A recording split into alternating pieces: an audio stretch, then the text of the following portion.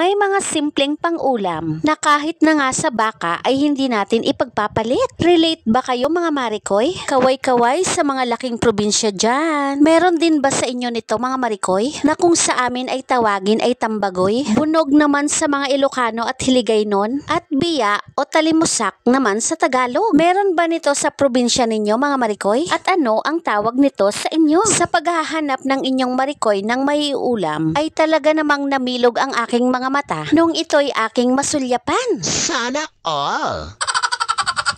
Shoutout nga pala kay kuya na nagbigay pa ng pasobra. Maraming salamat po. At syempre pa dahil Bicolana ang inyong marikoy, ito ay ating gagataan. Hindi naman marunong pumili ng makatas na nyog. Yun lang.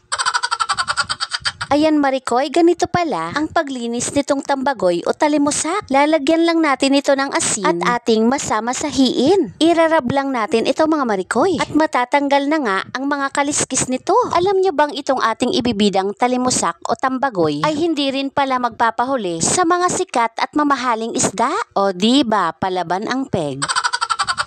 Hindi ito magpapatalo kung lahi lang ang pag-uusapan. Alam nyo bang ito ay may mahigit sa 2,000 lahi? Mga kauri o kamag-anak mga marikoy. Pwede pala ito magkandidato mga marikoy. Ayan marikoy, bukod sa luya at bawang, mangangailangan din tayo ng pampaasim mga marikoy. Ano yan, kahoy?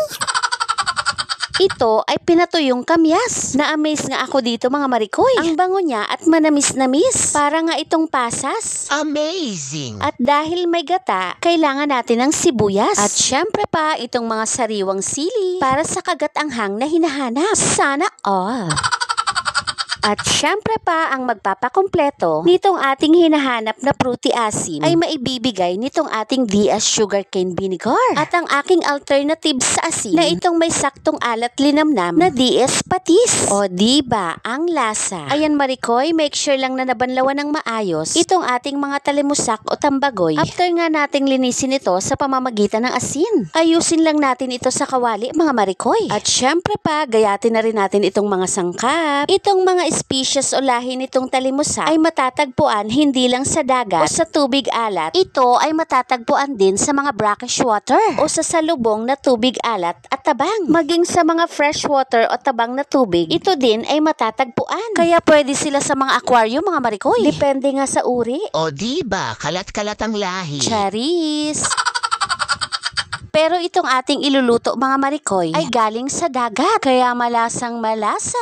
Ayan marikoy, gumawa lang ako dito ng mixture. Sa isang bowl ay pinagsama ko ang bawang at ang luya. Maliliit na hiwa ng bawang at mga pinitpit na luya mga marikoy. Samahan ito ng fruity asim na suka. Gamit nga itong DS sugarcane vinegar. Lagyan ng paminta at durug-durugin natin ito mga marikoy. Para mag-extract nga itong mga lasa mga marikoy. At ibuhos na nga itong mga marikoy sa isda. At ilagay na rin natin itong ating mga pinatuyong kamyas. Depende nga sa available sa inyo mga marikoy. Pwede itong sariwang kamyas, itong dahon ng libas, or kahit suka lang mga marikoy ay okay na. Dagdagan ng paminta at konting pulang panda. Syempre pa itong ating siling haba. At hindi ito makukumpleto at hindi sasarap kapag walang alat o panimpla. At ang paborito ko ngang panimpla ay itong patis. Gamit nga itong DS patis mga marikoy. At kapag ito'y okay na, ay isa lang na. Syempre, huwag kakalimutang takpan. Para nga itong mga pampalasa ay maabsorb nitong ating bida. Dapat nga ay hindi ito binubuksan mga marikoy. Pero dahil gusto kong makita ninyo, hindi lang ang panglabas na anyo, kundi ang pangloob din. Charis! Ayan marikoy, preparasyon natin sa gata ay ilalagay na natin itong manamis-namis na mekos-mekos. Hiwaan na rin natin ito ng siling labuyo. Hindi rin ito magpapahuli sa mga benepisyo mga marikoy. Dahil kung ang mga mamahaling isda ay nagtataglay nitong very healthy na omega-3 fatty acid, maging itong si talimusak mga marikoy ay meron din na mainam sa ating brain health, cardiovascular health o kalusugan ng ating puso mga marikoy. Sana all!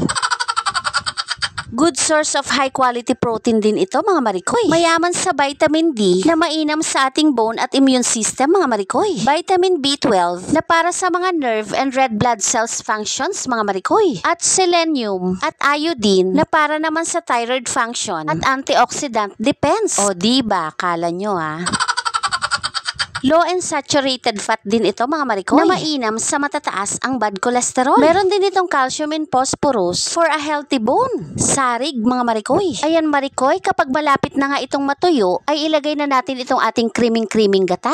Luto-lutuin lang natin itong mga marikoy, na hanggang itong ang gata ay magmantika. Wag na nga itong tatakpan mga marikoy. Luto-lutuin hanggang magmantika. At kapag medyo luto na, ito'y inyo ng tikman para malaman ang kulang. Kailangan nga balanse ang mga lasa nito mga marikoy. Balanse ang asim, alat at linamnam. Dagdagan lang ito ng konting paminta. At kung kayo'y medyo natatabangan o nakukulangan, timplahan ito ulit ng suka para sa asim na hinahanap at patis naman sa alat. Hulihin mo nga ang lasa nito mga marikoy. At bilang suporta natin dito sa ating creaming gata, ay maglagay tayo ng konting brown sugar to taste. Halu-haluin para magsama-samang lasa. At kapag huling-huli na ang lasa, ito ay ready to serve na. O diba, ang syala. Pasalamat nga itong inyong marikoy. Dahil hindi na kailangang makauwi ng probinsya para matikman ulit itong aking namimiss na ulam. Dahil nga sa dami ng lahi nitong isda na ito mga marikoy, ay maaaring meron din sa inyong mga palengke.